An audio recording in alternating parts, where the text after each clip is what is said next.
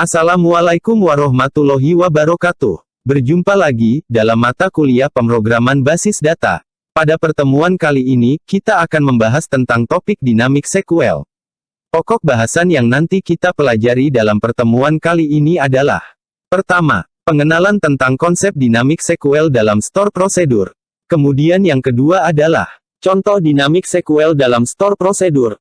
Kemudian yang terakhir adalah sebuah studi kasus sederhana yang diberikan di akhir video. Selanjutnya, akan kita kenalkan tentang konsep dinamik SQL dalam store prosedur. Ada beberapa ketentuan terkait dengan dinamik SQL. Pertama, dinamik SQL memungkinkan dilakukannya proses prepare sebuah string, yang mengandung statement SQL yang bersifat dinamis. Kedua, dinamik SQL memungkinkan dilakukannya proses execute statement SQL tersebut pada store prosedur. Sekarang, mari kita pahami tentang sintak dinamik SQL. Dalam store prosedur, kita definisikan string SQL pada sebuah variabel. Misal dalam variabel SQL. Kemudian, dijalankan perintah prepare kepada sebuah variabel statement, yang isinya didefinisikan dari variabel string SQL sebelumnya. Terakhir, dijalankan perintah execute dari variabel statement, yang menjalankan string dari SQL yang sudah dirancang sebelumnya. Yang menjadi poin penting dari dinamik SQL adalah, dinamik SQL akan memberikan efisiensi dalam pembuatan store prosedur untuk proses yang sama atau general. Contoh, store prosedur untuk proses insert, update, dan delete data pada tabel.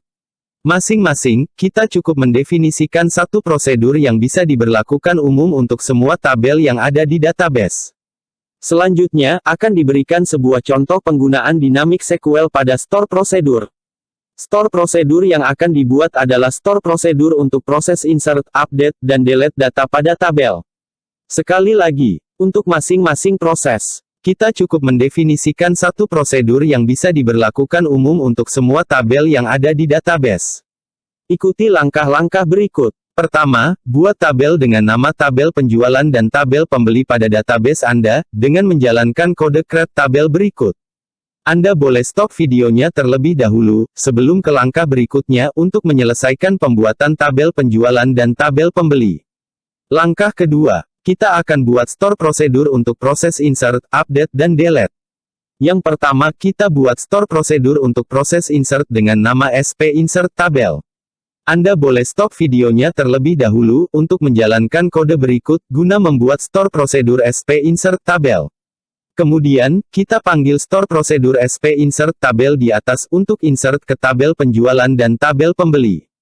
Jalankan kode call, nama store prosedurnya, yaitu sp insert tabel, kurung buka, lalu diikuti dengan parameter input store prosedur.